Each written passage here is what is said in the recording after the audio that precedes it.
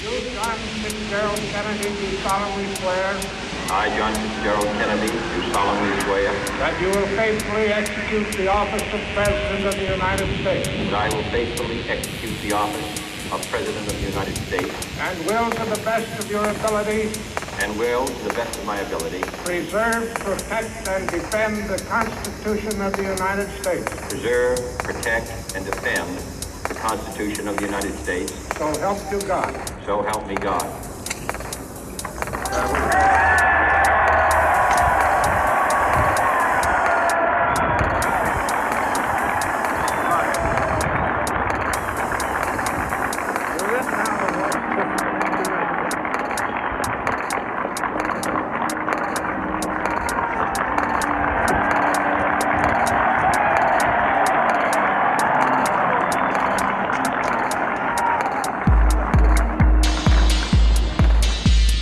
Vice President Johnson, Mr. Speaker, Mr. Chief Justice, President Eisenhower, Vice President Nixon, President Truman, Reverend clergy, fellow citizens. We observe today not a victory of party, but a celebration of freedom, symbolizing an end as well as a beginning, signifying renewal as well as change. For I have sworn before you and Almighty God the same solemn oath our forebears prescribed nearly a century and 3/4 ago.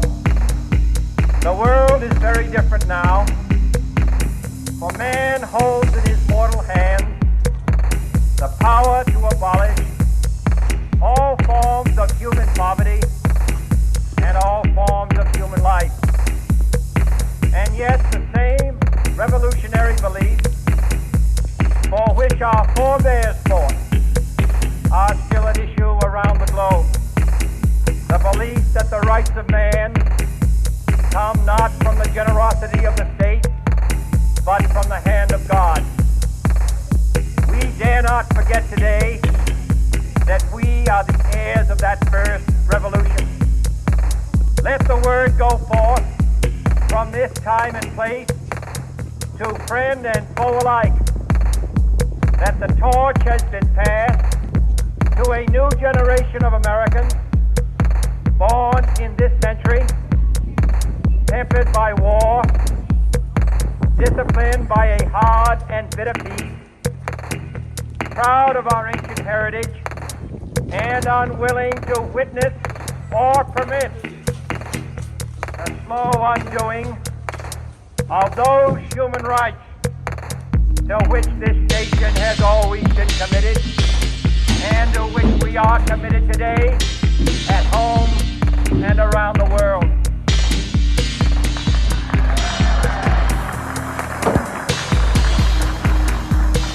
Let every nation know, whether it wishes us well or ill, that we shall pay any price, bear any burden, meet any hardship, support any friend, oppose any foe, to assure the survival and the success of liberty.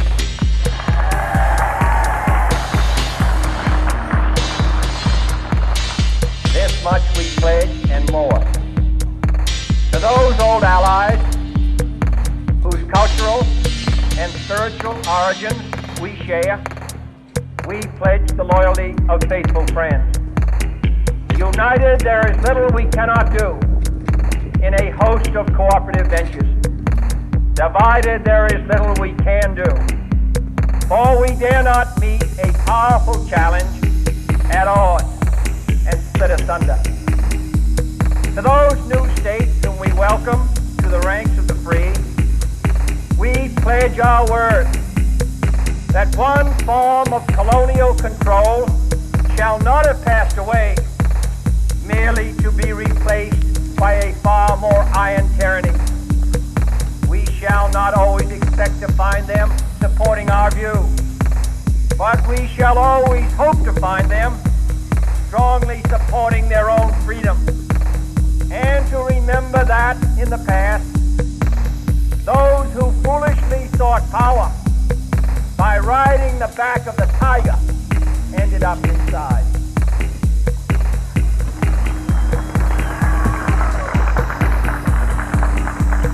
To those people in the huts and villages of half the globe, struggling to break the bonds of mass misery, we pledge our best efforts to help them help themselves. For whatever period is required, not because the communists may be doing it, not because we seek their votes, but because it is right. If a free society cannot help the many who are poor, it cannot save the few who are rich.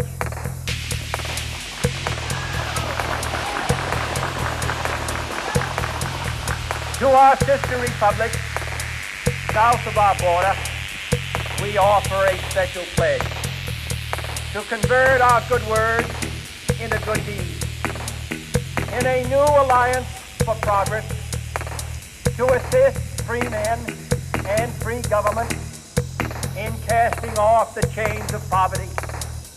But this peaceful revolution of hope cannot become the prey of hostile powers.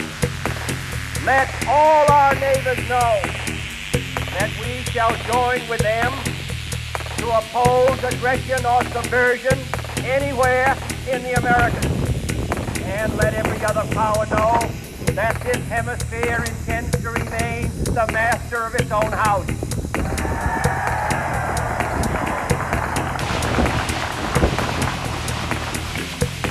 To that World Assembly of Sovereign States, the United Nations, our last best hope, in an age where the instruments of war have far outpaced the instruments of peace, we renew our pledge of support to prevent it from becoming merely a forum for invective, to strengthen its shield of the new and the weak, and to enlarge the area in which its grit may run.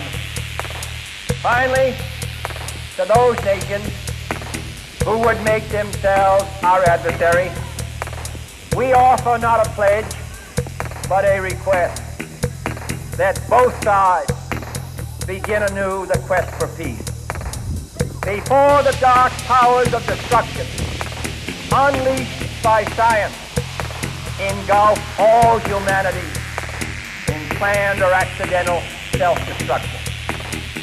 We dare not tempt them with weakness, for only when our arms are sufficient beyond doubt can we be certain beyond doubt that they will never be employed.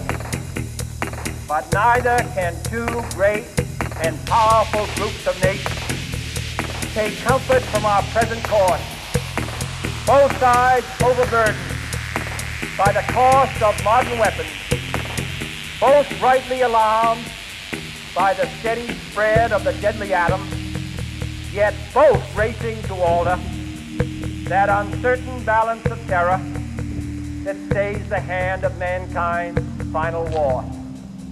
So let us begin anew, remembering on both sides that civility is not a sign of weakness, and sincerity is always subject to proof. Let us never negotiate out of fear, but let us never fear to negotiate.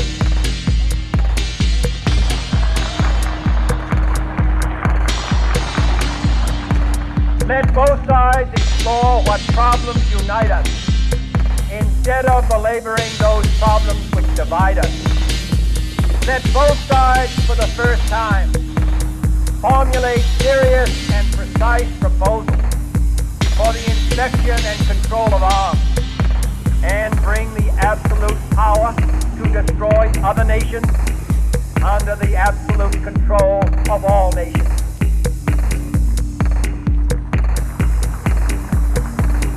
Let both sides seek to invoke the wonders of science instead of its terrors. Together, let us explore the stars, conquer the desert, eradicate disease, tap the ocean depths, and encourage the arts and commerce. Let both sides unite to heed in all corners of the earth the command of Isaiah to undo the heavy burdens and let the oppressed go free. And if a beachhead of cooperation may push back the jungle of suspicion